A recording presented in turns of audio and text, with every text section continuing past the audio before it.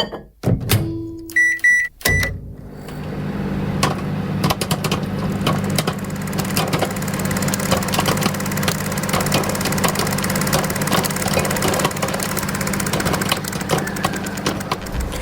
to Popcorn Psychology, the podcast where we watch blockbuster movies and psychoanalyze them. My name is Brittany Brownfield, and I'm a child therapist, and I'm joined by Ben Stover, individual therapist. Hannah Espinoza, marriage and family therapist. We're all licensed clinical professional counselors, also known as therapists, who practice out of Chicago. Even though we are licensed mental health professionals, this podcast is purely for entertainment purposes and to fulfill our love of dissecting pop culture in all forms. Please remember that even though we are all licensed therapists, we aren't your therapist. If you are struggling with mental health symptoms, please find a local mental health provider. Welcome to episode 4 of season 7 of Popcorn Psychology. Today we will be covering the best Batman movie that has ever come out, The Mask of the Phantasm, which is a spin-off from the animated show, Batman the Animated Series from the 90s. Today's topics we're going to cover Arrested Development, Egocentrism, and Shadow Integration, and then cover our normal treatment and final thoughts. So what do we think about The Mask of the Phantasm and Arrested Development? How do we see Bruce Wayne and Andrea Beaumont demonstrating Arrested Development in this film? Well, we have said many in our episodes about Bruce Wayne and how he is definitely stuck at the age in which, wait for it, did you guys know that his parents died? I didn't know. In front of him. I forgot. Leaving the theater. Oh, the pearls. Pearls. Yes. She has the pearls on in the painting. Oh, she does. She does have the pearls on in the painting, but they didn't do the death scene in this one. Thank God. I mean, first time ever. No, but Bruce Wayne definitely is stuck mentally, it seems. Yeah. Well, mentally. At the age, like, how old was he? 12, 8? It depends on which version we see, but generally somewhere between 8 and 10. Yeah. And I don't know, he just feels like not even just that he's stuck at the age because that's how old he was when his parents died in front of him, which is awful and tragic. Yes. But also he seems to be a very socially isolated person. Yes. And so it does make me wonder, is this something that started with the grief and the trauma? Mm-hmm. And then he never really moved past it, got out of it, grew out of it, because he's just been sitting in his dead parents' house by himself, no peers. The only person he has regular interactions with is a paid servant who's about 800 years old. Absolutely. And he just sits in that armchair and stares at the portrait of his dead parents. And then he goes out to the cemetery and talks to the tombstone of his dead parents. Unless he's pretending to be Bruce Wayne, you don't see him with people. You don't see him engage in the world, really. Yeah. Like, even when he's hanging out with Andrea, they're not going out and doing things, really. I'm sure that's not a part that was important in the film because it's so short, but it does feel like he can only hang out at his house. Or next to the bat hole. Or next to the bat hole. Surprise, surprise. Ugh. The Bat Hole. It's a bat hole. That is what we will rename it anytime Hannah and Brittany are around. Mm-hmm. But I think it is a notable thing about especially the animated version of Bruce Wayne, which is the best version, voiced by Kevin Conroy, period, end of story, that watching Bruce interact with humans is notably absent outside of Alfred. At least when he's being authentic. When he's putting on the mask of Bruce out in the world, sometimes he's successful socially, but the animated series really did a pretty good job of making it quite clear that he is not effective as an adult amongst adults. He acts like a teenager.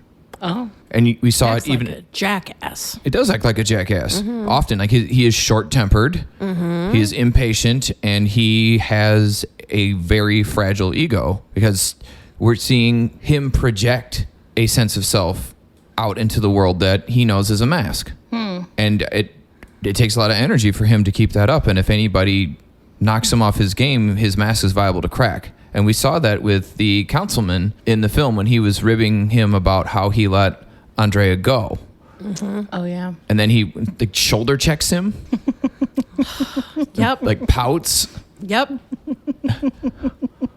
Which is not something a grown man would do when he's, I'm going to reasonably assume he's in his mid-30s. I was going to ask you how old he's supposed to be in the present time. I think in the present time, he's in his mid-30s or so.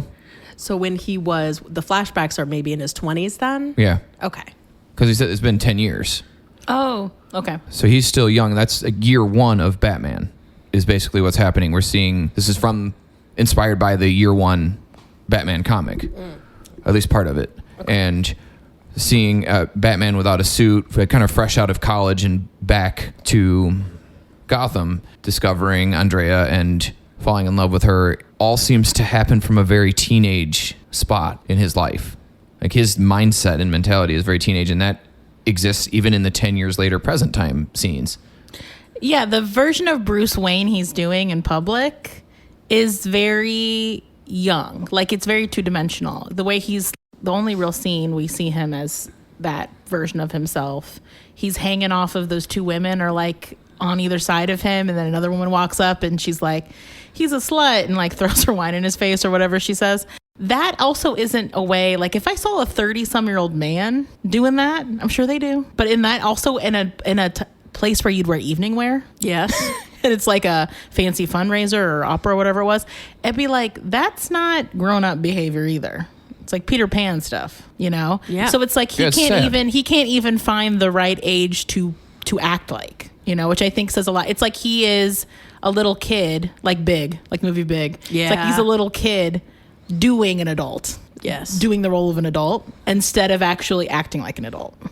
It is a common phenomenon you can see with people when they've had serious life-altering traumas, and also with serious substance abuse that starts young. People can kind of get stuck in the developmental stage at which they had to start dissociating for one reason or another. And they struggle to progress into adulthood with their whole self. They can develop parts that can show up, which is what we see at these parties. Bruce is demonstrating a part of himself that the 12-year-old he's kind of stuck at mentally inside in his core self is projecting an adult playboy should be by bringing models to a party and showing people things. But the women that come up to him, it was at least two that get mad at him, as they're telling the other people, oh yeah, he'll tell you the world, and he'll tell you that you can be all these things right up until the time it's time to commit, and then he'll lose your phone number. There's two of them that came up and did that and kind of called him out on his immature behavior, that he couldn't connect.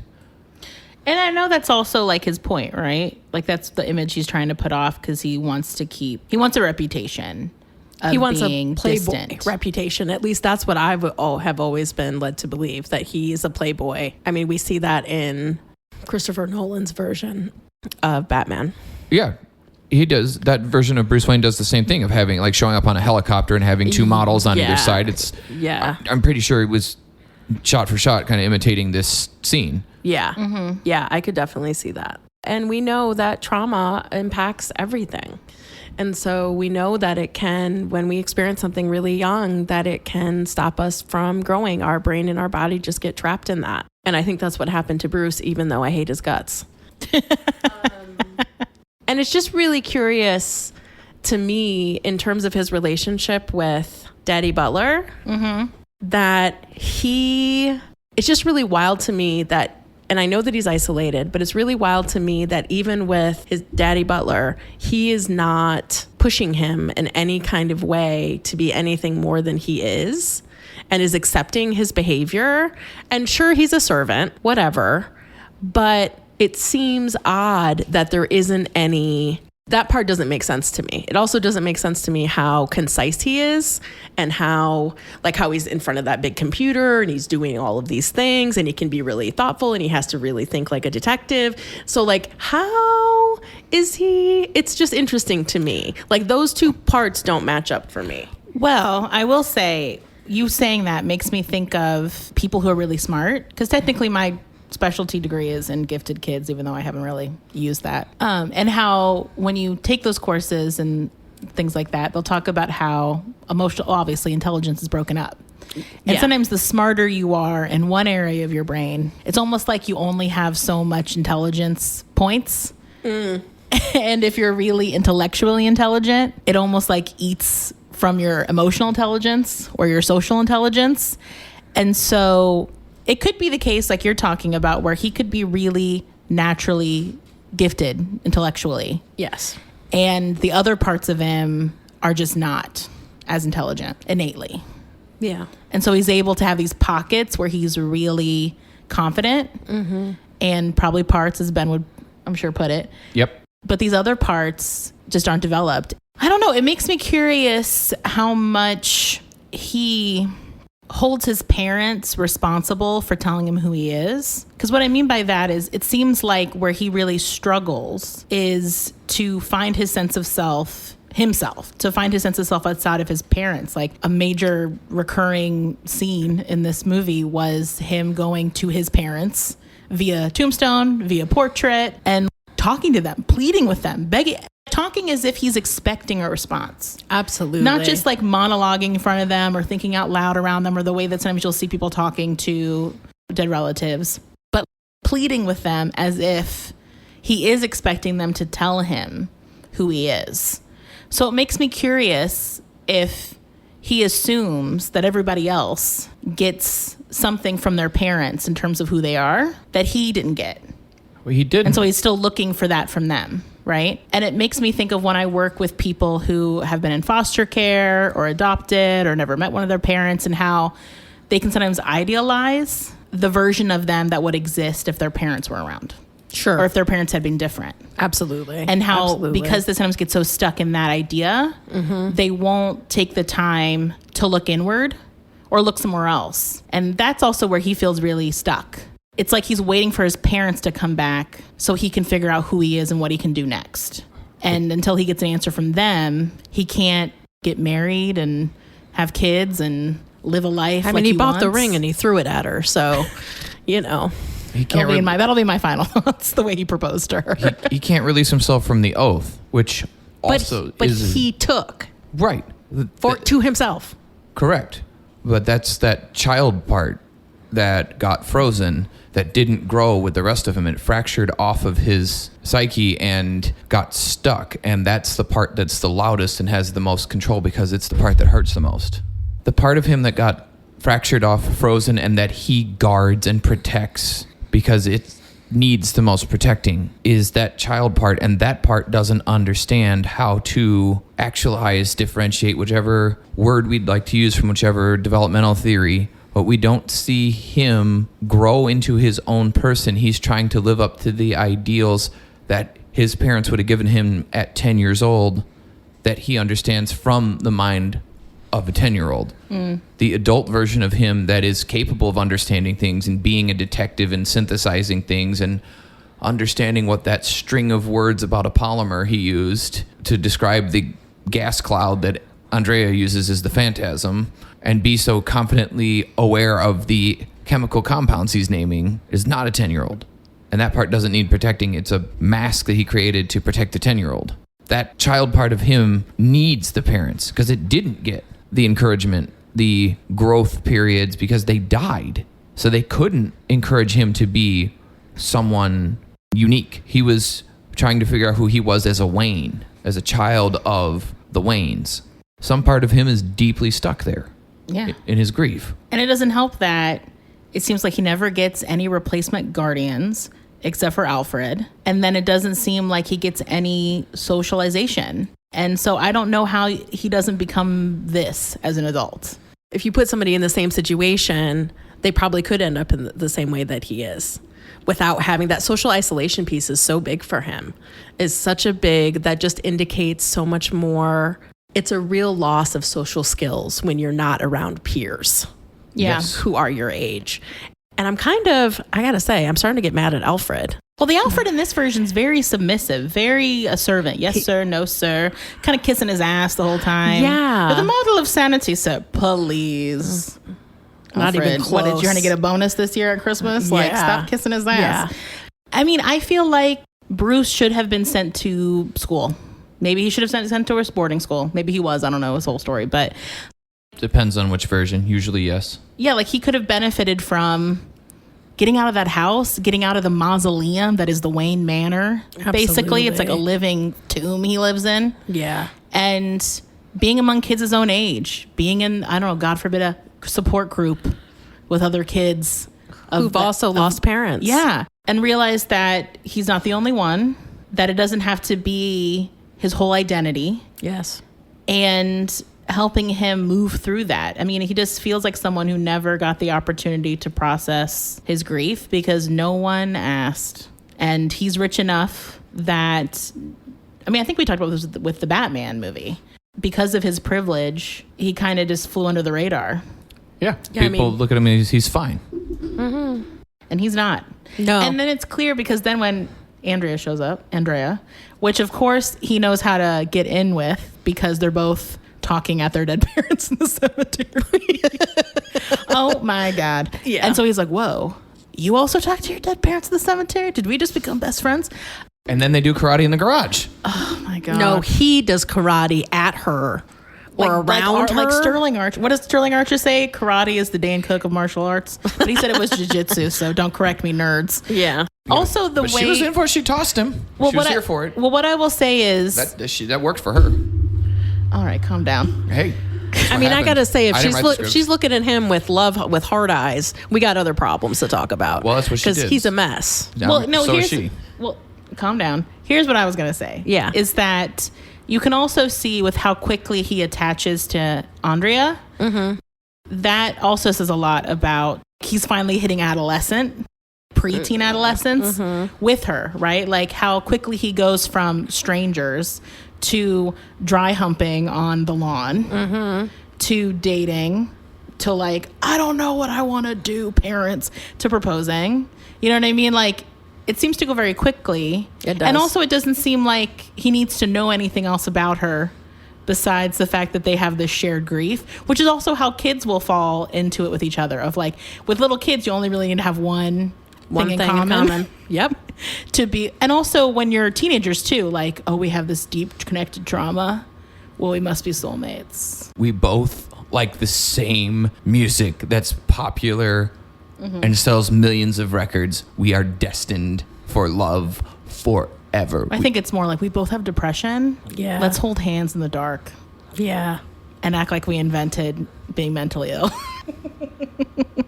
The therapist in me is going to ignore that comment. I think it's clear that Bruce is delayed. The core part of him, the most protected part, the most authentic part of him never grew up. It never got over and had a chance to process the loss of his parents, the loss of his guidance, and everything that happened since is run through that filter when he's at home by himself in his truest form. Yeah, like he never talks to anybody. Nope. Like he never runs anything past anyone. Nope. But his dead parents and the person he pays, you know? Who's just giving him very clipped, like, of course, sir, answers. Like, he's got to be, he's so lonely. Like, he is listening to his own thoughts and then what he's projecting his parents' thoughts are. And it's like a feedback loop in his brain. It's getting more and more distorted. And then where is he in the middle? You know where he is? Putting on a fucking bat costume. Yeah, exactly. And he's going out into the night. That's also a very young perspective of like, I just have to get revenge. I just have to right this wrong. That person's bad and that person's good. That's also a very young perspective. Like when I worked with teenagers, yes, a lot of sometimes my work would be like trying to get them to appreciate and accept nuance about things. He's got a lot of that too. It seems very important to him to do that. And I get that too because it's very action oriented, which is better, I guess, quote unquote, than just being passively crying in your living room, in your foyer. I mean, I don't think you can get to his vulnerable feelings at all. Sure. I mean, he has no practice. He had no practice, and also he has protectors that are something that's talked about in IFS is that you have these protectors, and the idea of them is that they are going to save you. They have to save you, and they'll do that however they have to do that. And sometimes it's to the detriment of the person who they're trying to save. But that the protectors are always trying to take care of the vulnerable parts of our personalities. Yeah. The protector was the part of him that threw that ring at her and was like, you know what a proposal is. Yeah. Here you go. Jesus. That felt very self-sabotaging. It did. And also very like nonchalant, which I feel like since we're talking so much about him being maybe like a preteen, before when his parents died, that it would make a lot of sense that you don't want to seem like you're really interested in a girl Yeah. So you also don't want to be rejected. I know I'm like proposing and stuff, but like it's not even that serious. I like barely like you. Yeah. I don't even know your last name. Yeah. Buford? Right. Right. And how that would make a lot of sense that that's how he proposed. I mean, I would have punched him in the face and thrown his ring, over the cliff. But I feel like that makes a lot more sense to me about why he's so nonchalant in that scene with her. Yeah. That doesn't really make any sense. Which echoes the women who were calling him on his inability to be emotionally close. Yeah. Earlier in the scene, like that was foreshadowing of where he's at, or where he, I guess, had been, that he hasn't grown from there. I think that's the point of showing this. I think this movie and this representation of Bruce is almost always like that throughout the whole series, that they routinely highlight how impaired he is by his grief, and more importantly, by the shame and guilt that keeps him stuck. One of the things that's the most powerful grief traps that people have is when shame keeps you stuck in your, I guess, limited narrative that you are somehow at fault and don't deserve to heal. And this oath that he takes to avenge the wrongs that happened to them is his way of trying to give himself an out from that feeling of shame and guilt that won't let him move beyond it. And something that I've learned, and again, this is going back to IFS, which I know Ben talks about a lot, but I'm in the process of learning about it and using it. And one of the things that people seem to really be interested by when I'm reading them this book about IFS is that memories are stored in chains. Chains are often linked or connected by shame, guilt, disgust. Like they are strong negative feelings. So kind of what happens then is that when you have a memory and all the chain all opens at once, that's when we get overwhelmed. Correct. And so instead of just remembering the one time that you felt shame, it piles on the next time that you felt shame and the next time that you felt shame, because now that you have a file for it, it's keeping it in that file. It's keeping it linked to those memories that are all connected by the theme of shame. Which the biological point of that is to keep us adherent to social norms, because human beings are not hermits. We are not solitary creatures. We are pack animals, and our survival depends on being around and accepted by other humans, because in the wild, stragglers get eaten. Right. So through the IFS lens, like Hannah's talking about, is the word that they use for that is exiled parts. Mm-hmm. They are exiled, and protectors show up to block those exiles from coming into the consciousness and taking the behavior out of the social norm again. Because they're afraid that the person will get overwhelmed. Right. That's what the protector is trying to avoid. They don't want you to get overwhelmed by the vulnerable feelings that you have. Because you'll be in danger again. Mm-hmm. So he gets rejected by the first girl he opens his heart to, and he's like, I'm never fucking doing that again. I'm never doing that again. But again, going back to the idea of him being young, that's black and white thinking. That makes a lot of sense. Yeah, I mean, all that kind of comes together with this idea of then why he does this avoidant attachment stuff. Mm-hmm. So let's take a break here. It seems like our conversation is naturally flowing to egocentrism, which is also a bane and protection of the young mind, that young folks don't have the cognitive ability to see outside of their own worldview. Yeah. And adults often struggle to remember that and remember how they felt when they were 16. Like, parents warn kids all the time, hey, people die in cars all the time. Okay. I didn't know where you were going with that pause. I didn't know either, and that's the one I picked. Sounds good. Go ahead. Sorry for interrupting. It's all good. It could be any one of any hundreds of things that parents tell kids. It doesn't matter like what placeholder, but we'll use cars. People die in cars all the time. Oh, but like we won't die because we know what we're doing. And the invincibility kind of stuff. Well, they think they're invincible. They think because they think something, it's true. They just do not possess the cognitive ability to understand that consequences can apply to them too. Just because you don't want them to or think they won't doesn't protect you in any way, shape, or form. And it's really important to understand how pervasive egocentrism is in youth when we think about especially someone like Bruce Wayne and look at why is this man who has enough money to buy an island and live wherever he wants with everything, condemning himself to getting his ass beat with bats and chains by biker gangs and trying to be some kind of martial arts superhero kicking the shit out of people with ninja stars when he has more money than God. He was using ninja stars. He sure was. I will never respect him. I'm sorry, guys. Me neither. I will never respect him. I mean, This makes it all makes sense. But I really like to point out to people when I talk to them about their past trauma, and I talk about how they get sometimes they get overwhelming feelings, and how when they get those feelings, they're very black and white feelings. It's very all or nothing. And I talk to them a lot about how that's because that's coming from a younger part. A younger part, they're the most important thing. correct. They can't see outside of themselves because they literally don't have the capability. So when we have parts that are that young, which he definitely has.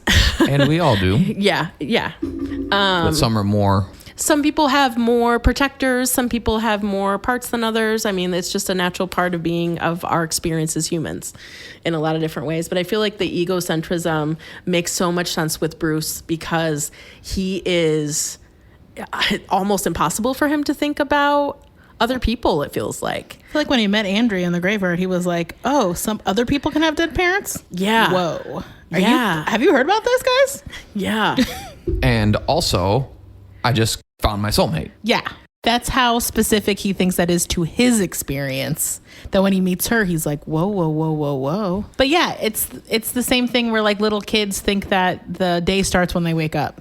And like when teenagers act like they invented being heartbroken. You know, it's that a very egocentric thing. And yeah, he definitely, just the way he grieves actively, it's like no one has been in pain like he has been in. Because they haven't. He can't see it. Yeah. It's not that other people don't and haven't been in pain. And I don't know about the comics, but this version of Alfred is the first one to reveal himself as a former SAS operative that I know of. Because that's how it got introduced to me. Because really Batman came into my world. Like the 60s TV show would be on, you know, the kids Nick or what, or Nick at Night. It was on Nick at Night. Yeah, it was on Nick at Night, and I would watch that, but it didn't.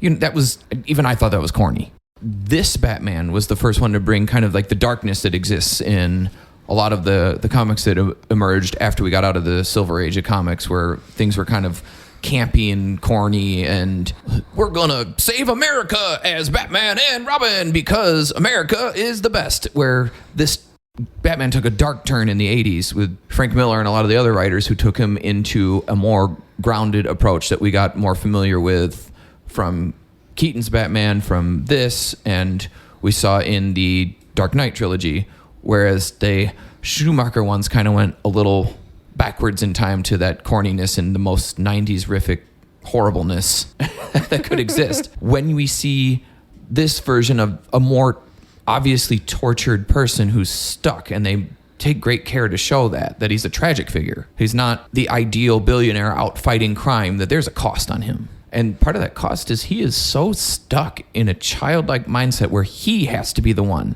He has to do it. It has to be him because he swore this oath that matters more than anything. And it is such a simplistic childlike understanding of what that would mean, that his life would be. And the scene where he's pleading with his parents during the thunderstorm I didn't know when I swore that oath I could be happy. I wasn't counting on being happy, I think is what he said. You were 10, babe.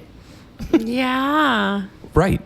You couldn't see outside, and that's what a parts argument feels like inside of your head when you feel different parts of you stepping in, like the part of him that wants to grow, that wants to develop, that wants to form a life with this woman who's making him feel happy. That protected, exiled child part is saying, but you swore this oath. You can't have that.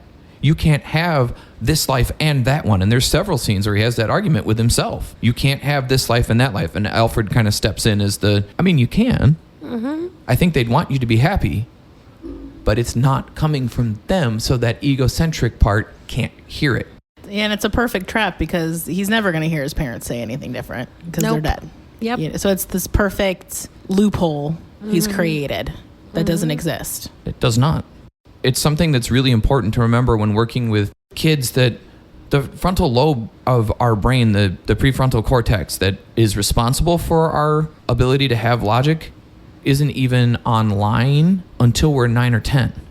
And watching how emotionally driven this version of Bruce is, it's really important to understand when he's in that part, when that part is the active, dominant voice inside of his head, it doesn't have a developed brain to draw from. It doesn't have the experiences of the rest of him. It's walled off from the rest of his brain because he hasn't done the trauma work that allows him to have the adult side of him reach into time and create a portal that pained child can see. Your life is not always going to be as bad as it was in your worst moments. You will have opportunities to do other things. You will grow strong. You will grow big. You will be able to defend yourself. You will be able to defend people you love. And he doesn't get to do that work. And so that part stays stuck with that egocentric voice that can't accept anything beyond what it already knew when he went through that horrible tragedy. Well, it also makes me think of when I work with adults who experience childhood trauma, and they'll say, I should have done this and I should have done that, and it was my fault that I didn't stand up to that person or my parent. And I'm like, well, you were 8. You were a kid. And then you kind of have to do that thought experiment where you're like, if you were watching an 8-year-old in this situation, would you hold them accountable for not standing up or saying the right thing? And you're right in that even though when I talk to these adults, they have the perspective now as an adult in a lot of ways, when it comes to themselves and these memories, they are still stuck in that very childlike idea that they should have been able to do something different, that they're holding so much responsibility for the Absolutely. situation. And that never really shakes loose until someone like me is encouraging that flexibility, but it'll still take time and time and time and time and many times talking about that, and maybe even something like IFS or EMDR before they can fully accept or be flexible enough in their thinking to be like, oh, it wasn't my fault that happened, or that I didn't protect my sibling or my mom or whatever. Correct. There are lots of treatments that can help create that. It doesn't have to be just one of those, but something that targets where that experience is neurologically stored, that allows both the experience and safety, to present safety, to be online at the same time and being perceived at the same time, that experience is no longer being called up in the body by the chains that Hannah mentioned. The different trauma therapies have different words of explaining it, but it's all the same concept that Hannah was describing, that they're linked and they call each other up, which then demands that the body respond to it because it's a dissociation from the present. You're now afraid that all of those things are happening, and all of the fear that was stored with those moments is now active, and your body is afraid it's happening again, and it's trying to defend against it, which takes you out of the moment enough that you don't have a firm grasp on what's happening. And these trauma therapies are specifically designed to help target where those things are stored and help get those defenses online and turned back off simultaneously, so you can perceive, I am safe now. I am an adult now. I am not 10. I am not trapped in an alley with a bad guy pointing a gun at my mom and dad. I am a 20 or 30 something year old man who has built my body into a peak performance weapon, and I have the ability to protect myself now, or whatever normal thing. Like, that's Batman. But for the rest of us is, I have the power to take care of myself. I don't depend on other people who can't care for me. I don't need that. Yeah, it's the control aspect also that shows up with this, where the ego pops up of like, I have to be the one that is in control. I can't, like you're saying, I can't rely on anyone else to protect me. I have to. Correct. And knowing what social messaging we give to boys, Bruce probably heard from a great many people that he's the man of the house now. He's the last of the Waynes. He has to protect the legacy and all these things that are going to form protectors to hold on and keep him stuck. And he probably got that message from a bunch of like weird adults. Yeah, that's what I was who just barely thinking. know him, who are probably like on the board with his parents, you know? Correct. And just saying like idioms at him. Something that I've been Again, using internal family systems is what IFS stands for. I don't think I said that out loud yet. But one of the pieces that has been helpful for people is saying to themselves, I am afraid, but not in danger. Oh, yeah, that's good. And helping them to kind of, again, bring yourself kind of back online is allowing yourself to accept that you feel afraid, but that you're not actually in danger. Sure, it's like emotional reasoning, that cognitive distortion where because I feel a type of way, that must mean it's true. Exactly. Feelings as facts. And yeah, I'm trying to separate those two things. Well, dialectical, like I feel this and I am this, or this is true. Yeah. Which dialectical is two opposing ideas that are both true. And then creating space for that. No matter what language you use for that, the core idea is creating a perception that you are safe now, regardless of how unsafe you were then. And that it's okay, you're afraid to feel that way again, and that your system is now confused on where it is and what it should be doing to keep you safe, because you never want to feel that bad ever again. Yeah. Also perceiving that right now there is nothing in the present that will require you to, because the present is not the past. And concretely grounding the body in that helps people develop that resilience, because they've already formed it, because everything they've survived since the traumatic event happened, or everything they've been through, they've survived. So they therefore have skills, and they know that. You, as a therapist, have to help them feel that. It doesn't do an ounce of good to help them think that, because the part of them that is stuck is not stuck in the thinking brain. It is stuck on the feeling side. It's helpful to have the thoughts as a resource that they can tap into, but you must convince the feeling body, because our safety and protection system is based on perception and perception only. You never have had to ask yourself if someone was going to be a danger to you. You felt it. You never had to ask if someone was going to be mean or scary. You felt it. You may not have had power in the past to defend against it, but when you remind people that right now, in my office, no one is here that is going to hurt you, and you don't need that system active. And I want you to perceive that while you're aware that your body systems are trying to deploy that because it's not sure where it is. When you reground it to where it is now, you will perceive automatically that person who was dangerous to me and hurt me is not here. And that is a concrete fact that cannot be negotiated with. And helping people, especially young ones, break out of that, or people who are traumatized when they're young, more like relevant to the Bruce we see, is that when all that's active and he's confused of what part of him he needs to deploy, when he gets grounded back to adulthood, he looks pretty functional, can do quite a bit of things, but he looks like a broken child again every time he's stuck in that past mode. And that's where that egocentrism becomes dangerous, that it has to be me. I can't. Only me. It has to be this oath that I swore to myself at a point in time where I had nothing else. This was the thing that I had that got me through. This is my strength. This is all that I have left. I must protect this at all odds. And all the parts he developed around that become very loud. Do we have anything else we want to say on egocentrism? All right, let's take a break here, and we'll talk about the Jungian concept of the shadow. Which I am not very familiar with. Same. I feel like I learn about this every time you bring it up on the podcast, Ben, and then my brain dumps it out. Not on purpose. It just doesn't stay in there. But from what I understand here, this is Learning Corner, guys. So your shadow is kind of how it sounds, which is the parts of you that are like dark and haunting and maybe shameful. Is that right? That's part of it. Okay. Nailed it. Yes. It's a significant part of it. It can also be the dangerous parts of you, the parts that can do the things that aren't acceptable. Your deep wants, your id, your imagination that wants to kill the people that hurt you. Where that becomes such a powerful role in this story is Andrea is a manifestation of Bruce's shadow self.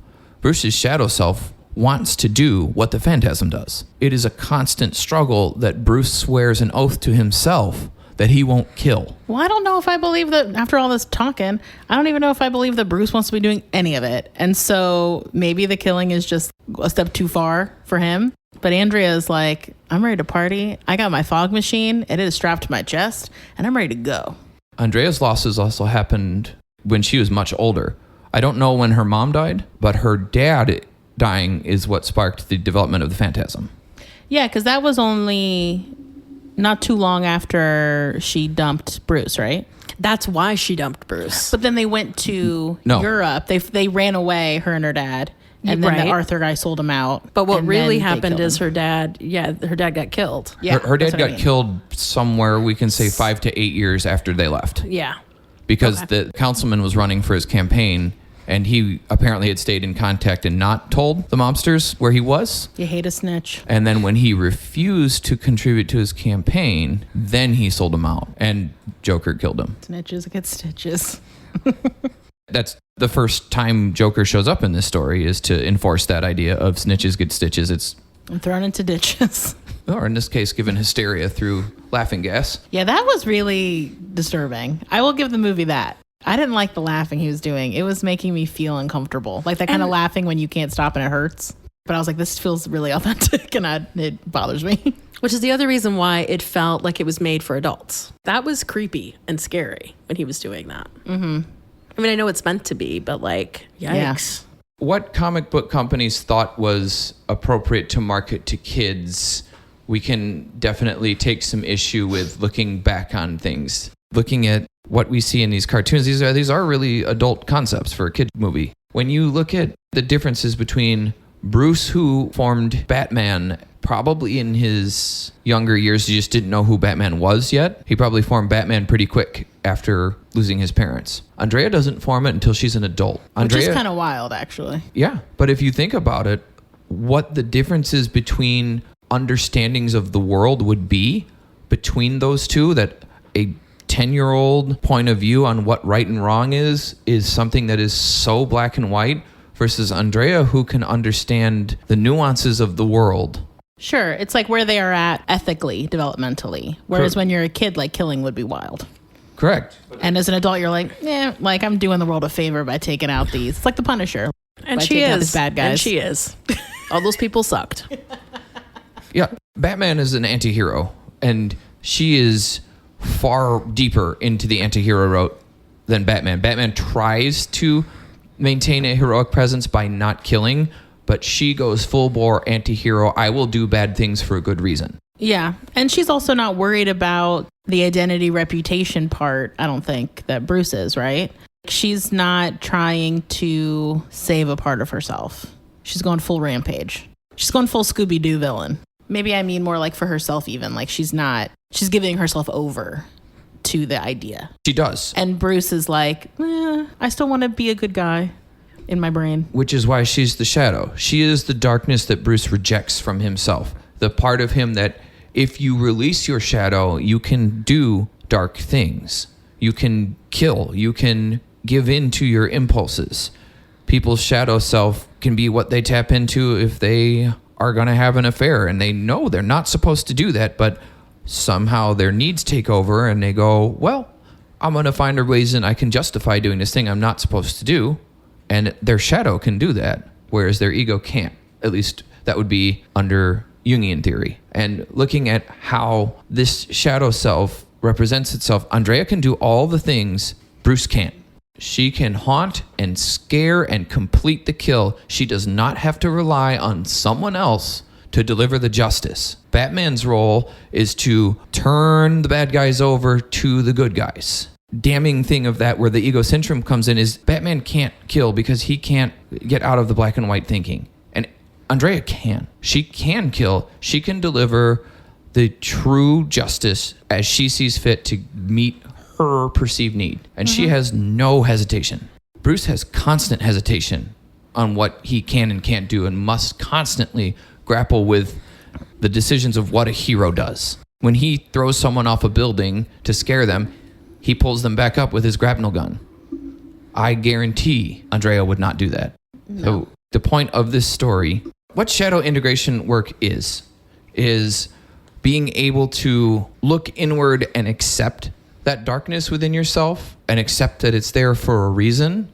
And rather than reject it and isolate it and make it an exile that you must form protectors to block out, which is the way IFS would put it, the work that's done in traditional psychoanalysis or Jungian psychoanalysis is to help people accept that that is a part of you, that has always been a part of you, and you may need it. And we don't want to reject it, shame it, push it away, but we want to maintain the balance within ourself that exists, that we know we have the ability to do whatever we might have to do to survive, but we don't need to do that. And I think at the end of this movie, where we see Alfred and Bruce processing that Bruce's egocentrism yet again shows up and says, I couldn't save her. She essentially takes the risk of sacrificing her own life to try to blow up Joker, the last person who's alive, who's responsible for killing her father. She will sacrifice herself to take him out. And Bruce still cannot not blame himself for not being able to save her. And Alfred, being a full adult, is trying to tell her, I don't think she wanted to be saved. Yeah. Like she was ready to sacrifice herself. She knew that she might have to do that. That might be a part of her experience, which is also, I feel like, why she went away. Because she doesn't really die, right? She doesn't. You see her on the We boat. see her going someplace else. So she's also still punishing herself. And she's wearing the veil because she's mourning Bruce and possibly her dad, that she's finally given herself permission to grieve because she completed her task. Yeah. But you're right. Like, even when she is not the Phantasm, she's like sloppy. Like, she's getting drunk and she's going on dates with people she doesn't give a shit about. You know what I mean? She is messy. She feels like someone who has given up on having a life outside of their shadows, desires. She's going on dates with the councilman. He's kind of badgering her. Yeah. But I would say harassing her. But remember, he's the one that sold out Dad. She's gonna. Sure. She either knows that or was gonna find out. So she's stalking him. Oh. And then He's Batman not is harassing stalking her. She's. And then Batman is watching her In his, bat costume. binoculars, his batculars from across the street. Binoculars. Which also is a very childlike thing, a teenage boy thing to do, to sit in the rain and like look at how sad you are that your girlfriend is talking to somebody else. Babe, you're in a full costume on a rooftop. What is more teenage boy but than that? straight Nothing. into the window. Nothing is So more you're not teenage up top. Like, if they looked out the window, They could see him. they would see you. He was with at your the same level as binoculars. them. I can't I mean, even. but it's dark and he's wearing a costume that helps him blend in with the cityscape. He's wearing ears Yeah. and a cape. And a cape. Again, what is more teenage boy? So she's on a date right now? Oh, where are my binoculars, Alfred? I got stuff to do. But what we see at the end of this is we see Bruce integrating his shadow, because Alfred praises him and gives him vengeance is a black hole that every day I'm thankful you don't fall in because it devours you. And Andrea was devoured by hers, and you haven't let that happen. And we see her slinking away in the darkness, away from the party with a veil on, with someone asking you like, oh, I'm sorry, did you want to be alone? And she just says, I am. Well, yeah, I mean, she's, like Bruce in that she seems to have no social life. She seems to have just had her dad. They're on the run together. He dies. She's by herself. Her mom's dead. You know, she's just like Bruce, but also creating the isolation that is making them feel so lonely. Mm-hmm. Correct. Where they draw the contrast right in that scene, that's kind of showing what the Jungian concept would be, is that Bruce has integrated his darkness and given it a role without letting it take over. Whereas hers took over entirely, and now she's paying the consequence of isolation, where we see Bruce still have his sense of self, even though it's fractured and broken, like we previously discussed. The idea of that therapy is to embrace it without letting it take control and find a way for it to be useful, which is not a dissimilar concept from what a great many therapies teach, is we don't reject our parts. Yeah, self-compassion. Self-compassion. And Hannah, what's the name of Richard Schwartz's, the guy who created IFS, most famous book? No Bad Parts. It's Yeah. actually his newer book. Is it? It's his newest book, actually. No Bad Parts. No Yeah. Bad Parts. Yeah, so when I do this work to clients, the same idea, which is Right. that's still a part of you. Can you show compassion to that part of you? What purpose is it serving to continue to shit on that part of you? Also, it makes that part of you defensive. Mm-hmm. So it's like that part of you serving a purpose. Can we show gratitude for that part of you is like probably the protector stuff you're talking about, like is serving a purpose.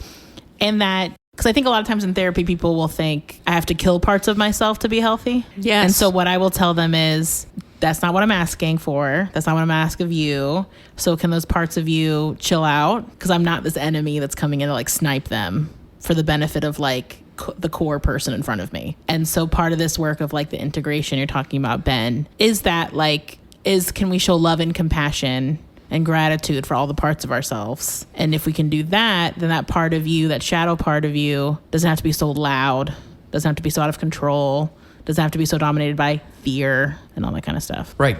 And we see how the three contrasting levels of character that exist in the climax of the film, with Batman, Andrea, and Joker living in three separate spots, where Bruce has been revealed but is still wearing his mask as Batman. Andrea gets unmasked and then is quite comfortable executing her mission in the open, and Joker has been comfortable in his mask for a long time that has fully enabled his shadow self. And you see these three straddling different sides of it. Bruce is trying to contain his and is winning and is kind of integrating it so he can do the scary things he needs to do with it and be a contained monster. Andrea is losing the battle and eventually loses it. Joker never tried. Carl Jung really liked to study stories and archetypes of characters, which archetypes were representations of the different characters we see throughout stories across cultures. So you have the wise old man, the hero, the trickster, the shadow, the dark father. These are some of the characters you can see across all stories, archetype stories. Star Wars is the most famous example of archetype stories, where you have all of these. You have the hero in Luke, you have the wise old man in Obi-Wan, you have the trickster or the rogue in Han Solo, the princess in Leia, who fills multiple roles because Leia is not a damsel in distress. She is a badass. But then you see Darth Vader as Luke's shadow. And then in Return of the Jedi, Luke is wearing all black. The point of the scenes where the Emperor is tempting him is Luke confronting his shadow, and it's not until the end where Luke rejects and throws his lightsaber that his jacket opens, his tunic, whatever it is, opens to reveal white on the inside of it. Otherwise, Luke is in all black, confronting actively his own darkness. And Luke does shadow integration when he rejects the Emperor's attempts to pull him into the dark side and make him so angry that he fights and kills his father, and he rejects. So it's a very, very old concept that gets represented in media, and part of the way that Jung would create these things and go through his writings was to look at how prevalent these things are in what he would call the collective unconscious, which scientists now would probably refer to as our genetic learning, things that get passed through the DNA, that this kind of learning exists in humans regardless of cultural barriers. We understand who these characters are and tell them in a way that's relevant to the cultures we know, but it's still the same character at its core, which is what makes it an archetype. Andrea is the shadow archetype, and I thought this movie did a brilliant job of showing how Bruce had to reckon with, and in order to become the Batman that he becomes after this kind of year 2 of being Batman, that he has to be constantly mindful and never, ever give in to that, or this is what he becomes. Let's take a break here and we'll go to treatment. I guess I can go first. So if I were to see Bruce Wayne, he feels like he has a codependent relationship with his dead parents. Yep. And I think if he were to come to me and he were like, I really want to be happy, I guess, like kind of when he was like, what am I still doing this for? Like, I don't feel good. I think so much of that can link back to that sense of self stuff, right? Like, I don't know who I am without this. I don't know who I am beyond this trauma and my parents and being Batman, blah, blah, blah. And so I honestly would not ban him, but I would probably say, like, can we take a break from going to the cemetery? And can we maybe, let's say if he's going there every other day, I don't know if that's true, but say like, can we go a week without going there? And in the moments when you're wanting to talk to them, can you journal? Can you talk to yourself? Can you talk to me? Sort of replacing this powerful entity that is his parents in his sense of self with getting to know himself. He doesn't know himself. He's always doing his outward introspection is always towards his non-existent parents.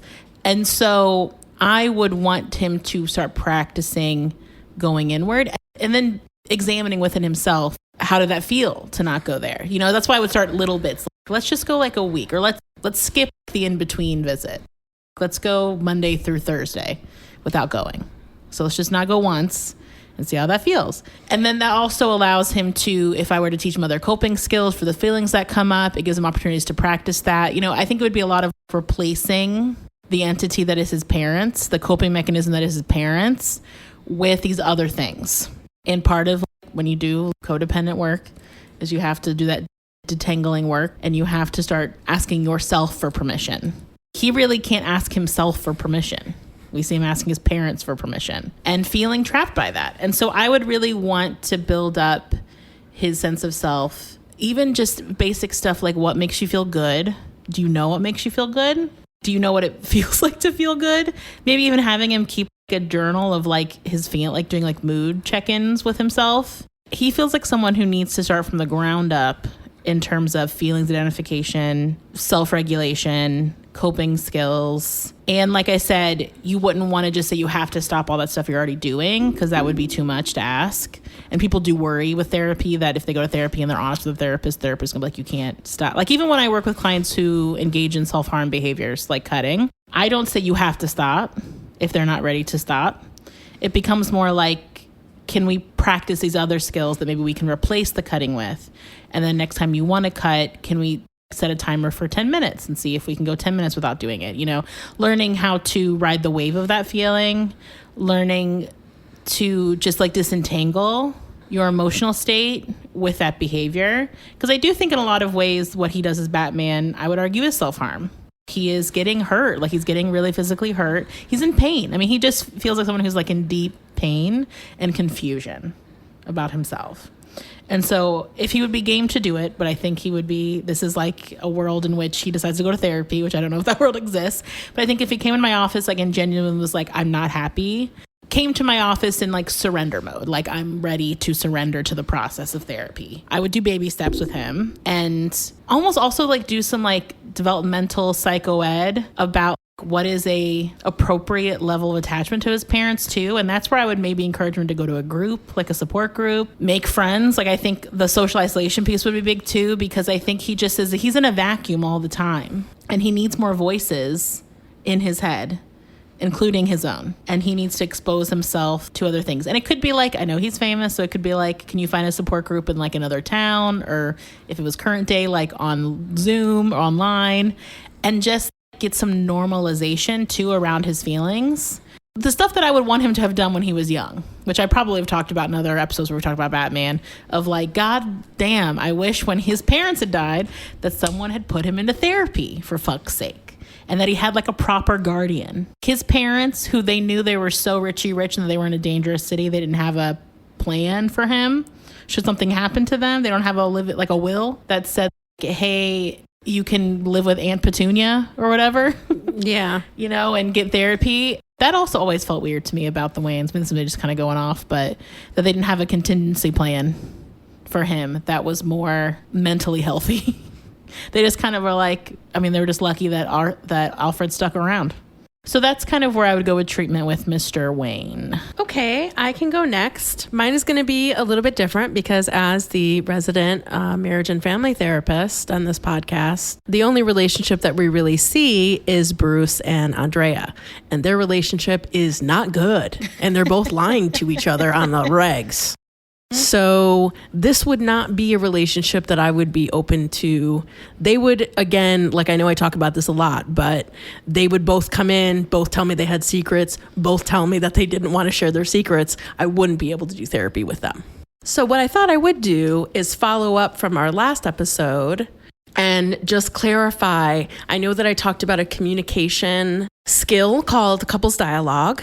And I just wanted to reiterate some of the pieces that I feel like I didn't get a chance to say last week. I want to make sure that people have access to this kind of information. So this is something that I would definitely have taught to Andrea and Batman had they been in my office. Kind of going back to the couples dialogue, which is mirroring, which is saying, I hear you saying, or it sounds like this is what you're saying. When you do that, you're waiting for the other person to say yes or no, and then they clarify, and then you go back and reiterate and re-mirror them until, and you also ask, another part of the mirroring is also asking, is there more? Is there more is such a big part of the communication skill because sometimes we have more than one feeling about things. So we're going to have a couple of different ways that we need to be heard. Then you go to validate, which is the second step, which is just saying, I can understand that. You don't have to say, I can understand that, because that's where people get into trouble. You just have to say, I can understand that. We know that validating is not agreeing or disagreeing. It's just saying that you understand what your partner is saying to you. And mean it. And mean it. The last step is empathizing, which is where you pick two feelings that you feel like your partner might be feeling and saying, it sounds like that could feel like this. It sounds like something like that. And so those are kind of just going back over couples dialogue. And then the other pieces about this are, you have to take turns when you do mirroring. You have to take turns. You have to get through all 3 steps with one partner, and then the other partner goes and you get through the steps with them. This is not I'm going to just do this at you and you don't get a turn. Both people have to have turns. Both people have to feel, and you have to, when you say, I understand that, you should actually understand it. If you don't, check in and ask for more clarification. And lastly, if you try to do the couples dialogue when you are mad or sad or what the fuck ever, it is going to blow up in your face more than you ever thought something possible. So you have to start out, the way that you start out a couples dialogue is, hey, I need to talk. Is this a good time? Yep. You cannot do good communication when you're both pissed, when one of you is pissed, or whatever the fuck. If you want to scream at each other, you can do that without using couples dialogue. Don't do it resentfully. It will go bad. Yeah. And this kind of structure would be good for Bruce because, as we noticed with the proposal and stuff, this motherfucker can't talk about his feelings. He can't talk about anything. So I think what would be good with this is it gives you so much structure and framework. Like you can follow literally a template for how to respond to your partner you're supposed to. He would benefit from something like this where he knows what he's supposed to do. Absolutely. And he just has to practice sitting in it and not running away from the feelings that are coming at him from his partner. Right. And what's super important about that couple's dialogue is it creates a way to interrupt the process of people preparing a defense and only listening to part of what the other person is saying. I always tell couples there are 2 things a hurt person wants to know, and only 2. And if you fail either one of them, you have failed the communication. Thing 1, what my feelings are, what has hurt me, is being heard and understood. Thing 2, there is a reasonable chance that will not hurt me anymore. That's it. I want it to stop. I want it to stop now. Not when you fucking feel like it, not anything. I want it to stop now. And it draws direct lines to one conversation at a time, which is very important because couples will come in and just launch into 17 fights at once, which neither they nor you can keep track of. And then they're dissociating and they're not listening to each other. And that's the point of this. And I don't let people yell in my office. If you're going to yell, you can go home and do that. You're wasting my time. Yep. And also staying in the same pattern of behavior. You can't just expect that you're all of a sudden going to start communicating better if you're not doing something different. You can't just keep doing the same shit and expect a different outcome. That is absolutely not going to happen. And you can't let your parts that want to fight and are for fighting be online when you want to connect. Yeah. Because it doesn't work. That's not what they're for. Your fight part wants to fucking slay the enemy. Slay your enemies. It's Batman. Yeah. All right, so I guess that leaves me. Oh, yeah, I'm done with treatment. So I'm actually going to pick Andrea because I think we've talked about Bruce enough. I think Andrea is going Glad to we have that on record. I deserved that. We're still going to talk about Batman every episode, just a little bit, just because. But why I'm going to pick Andrea is because I think she's going to be a person that needs the most work because now she has given into her shadow. And I think what we see from her is she's probably going to slink into a life of shame and isolation, where she's going to not feel the satisfaction that she thought she would from this myth of retribution and vengeance that people think is real. They think they will feel relief from the pain, but really they just feel more grief because now, in addition to losing the person that they love, they have also lost themselves. And they have sacrificed their own moral boundaries, their own ability to live a normal life, their own social standings. Everything about who they thought they were and what their limits were are now gone. And Andrea is going to need a lot of help to grapple with what she's done and not be stuck in a shame spiral where she feels terrible forever. And her protective parts that she will form might mask that they have no empathy for what they did, that these were bad people that needed to be exterminated. That isn't real. It's not going to be real. Her super ego, as Freud would put it, the part of her psyche that exists to be in touch with morals and to have the perception of what it takes to survive in society, is going to remind her that she did something not right. And she's going to have that voice inside of her, even if she tries her hardest to squelch that out and form parts to protect her from that pain, that internal voice is telling her, you are just like them. And now you don't deserve to be part of society anymore, and you have to exile yourself. And that looks like exactly what she's about to go do. She's going to go live on the Mediterranean coast by herself, deny herself normal human contact, normal human needs, and likely live alone. And where she's going to need help is understanding that it is understandable that a part of you that was that angry, that it was that hurt, that lived in that much fear for so long, emerged. It doesn't make what you did okay, but as a therapist, it's not my job to be an investigator.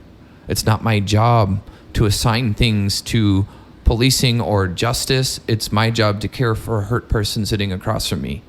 And regardless of what she has done, it would be the job of a therapist to help her through the trauma of all the things she hasn't been able to process for all the years of activation and fear. She lost herself at, let's say, 22. She had a whole life in front of her and no way to process.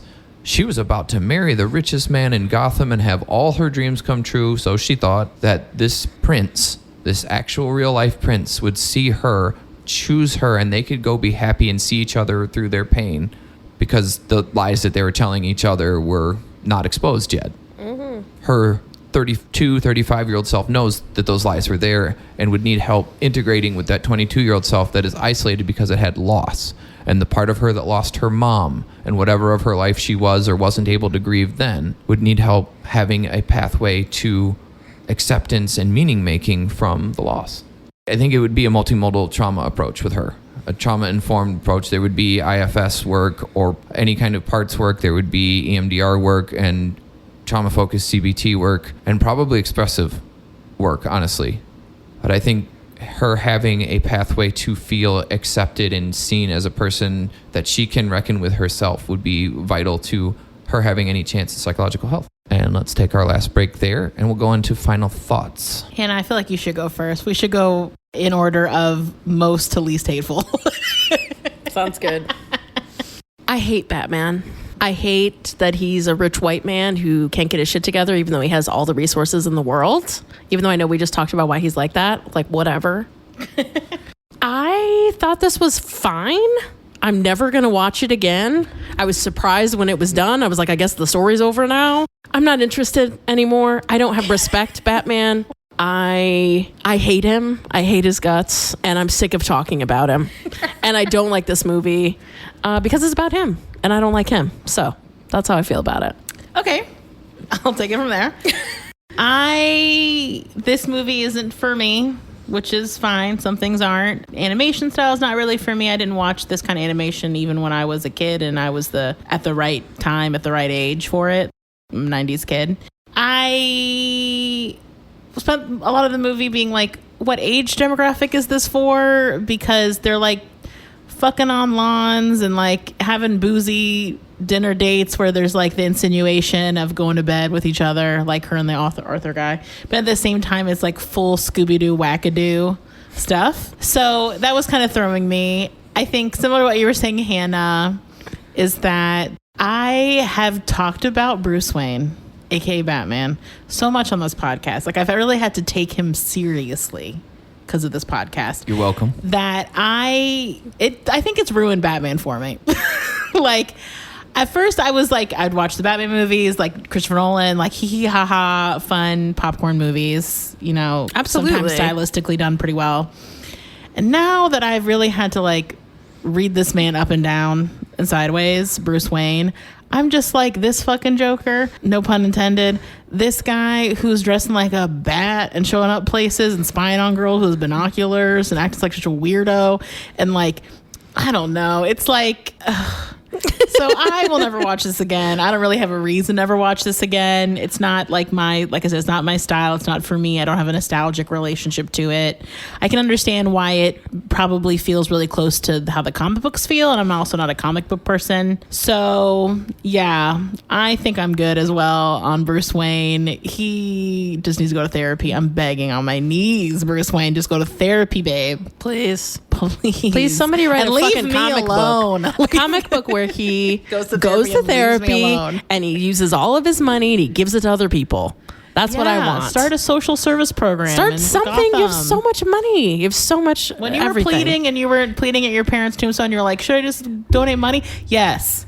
Create a social service program. please. Stop beating up people dressed like a giant flying Fucking rodent. bat. All right, so that's my final thoughts. Benjamin? So it's okay that you were both wrong, and we'll start with that. But this movie is the best Batman movie that has ever been made, and is done by the best Batman voice that has ever been done in Kevin Conroy, and the best Joker through Mark Hamill. Even though Joker's not a super significant part of this story. He's just kind of the final antagonist. I think this is a quintessential depiction of the tortured human that is Batman, as opposed to the clownish cartoon version that existed in different eras. I think this shows a more human struggle that exists that makes Batman such an enduring character throughout media and makes it such an adaptable story that you can see the real human pain, the real human struggles, and that even though he does have all these resources and can do all these things and can defeat all these enemies with all these skills, the one thing he can't defeat is his own trauma. And I think a lot of people resonate with that because their own traumas feel insurmountable and too difficult, and they would rather do literally anything else than face that pain, but they also want to be free from it. And I think watching this movie, it ties in these deeper themes of watching what it feels like to see a mirror held up to yourself of who you could become if you slip 1 ounce further into your own darkness. And Andrea calls him on that when he's like, what are you doing? You can't do this. You can't be trapped in this vengeance. And she just turns to him, who are you to tell me? Oh my God, when he said, the only one here being controlled by their parents is you, I wrote, yes, eat him up, bitch. Yes, exactly. I mean, he deserved that. But I think Yeah, that he does. that hit him. I think that hit him. And I think that Not hard enough. you all have made clear your bias, so there is no hard enough for the two of you. So That's true. it's fine. But That's you made me true. watch Saltburn, so I have no mercy. The beauty of this story is it covers the struggle and the darkness without glorifying what Batman has to go through. It's not like looking at some of the other characters that exist in superhero media. We go like, oh, look, it's some guy who just trains up all the skills and beats the shit out of all bad guys and gets everything that they want. He never gets everything that he wants. And he has to struggle with that and try to find a way through. And it continues to be an issue for him. And I think that makes him enduring and humanizes it. And this story, despite being allegedly made for kids, is such the essential depiction of what so many people of our generation think of as Batman that I think this story deserves a place in everybody's rewatchable bin, except Hannah, since she'll never watch it again. And me. And Brittany. Brittany will also never watch it again. We'll see. But I think it's interesting to hear you talk about why you like it, and I think it helps me understand why I don't, because I don't see myself in Batman or Not at Bruce all. Wayne. Like, I don't connect with him. I don't see myself represented in him at all, and maybe that's why I can't get into him as like a character, even like aspirationally. Yeah. And so hearing you say that makes more sense to me about why I don't get it the way that you get it and other people get it. Yeah, some people have struggled more with their darkness in a way that resonates with them, and or that their darkness feels different than maybe this does, and it makes sense. Different people find a reflection of their version of their story in different kinds of media, and that's always okay. But I think about how beloved this movie is because this animated series is widely regarded as the best depiction of Batman ever, and the only thing that ever came close to it was the first 2 Nolan movies. I will say, though, now that I've seen this, it makes me appreciate Lego Batman more because I can see where they were ripping Yeah. on this. Oh, I love yeah. Lego Batman. Lego Batman is is my my favorite. favorite Batman. Lego Batman's my favorite Batman too. And then Robert Pattinson's Batman. Yeah. Yeah, I mean, and Lego Batman definitely lampoons on like the broodingness of this Bruce and the sadness, as opposed to like the '60s Batman. Adam West was just so corny and But you know what, clowny. though? He seemed like he was the only one having a good time. He did seem like he was having He's fun. bebopping with his He quote-unquote did. ward. Yeah. And, he's doing his little dances and throwing his little cartoon bombs and, like, vibing with the villains of the city. Yeah. But it does definitely seem to be that way, Ben, this movie. The couple of people in my life who are comic book readers, as soon as I said what it was, and I thought I'd have to explain it because I didn't know what the fuck it was. Yeah. And they were both like, oh yeah, I remember that being my favorite Batman movie as a kid. So yeah, like again, like I hear where you're coming from and I still hate his guts, but and it's okay. It is. And the Art Deco-ness of it, like that like 30s, 40s vibe, it holds on to, where it does maintain the simplicity of like the gangsters look like gangsters. The bad guys look like bad guys and act like bad guys. And then watching Batman struggle with the alleged good guys and the inept police force. One of the things that's necessary for a Batman story is an inept or corrupt police force. It's a necessary component of a Batman story to have that. The police force or whatever social justice thing that's established as the good guys routinely fails him. So he can't trust it enough that he can put down the Batman. I caught the bad guy. I caught the Joker. The Joker's going to get out because whatever reason. It's important that that's a part of the story that the system's going to fail him. I love this movie. I have loved it ever since it came out. I love the animated series, and I routinely rewatch it because it's the best. All right. Well, on that note, holy social media, Batman. You can follow us at Instagram, Facebook, TikTok at Popcorn Psychology, X at popcorn_psych. You can email us at popcornpsychology@gmail.com. If you'd like to support us, we'd really appreciate it, as we are a fully self-funded DIY podcast.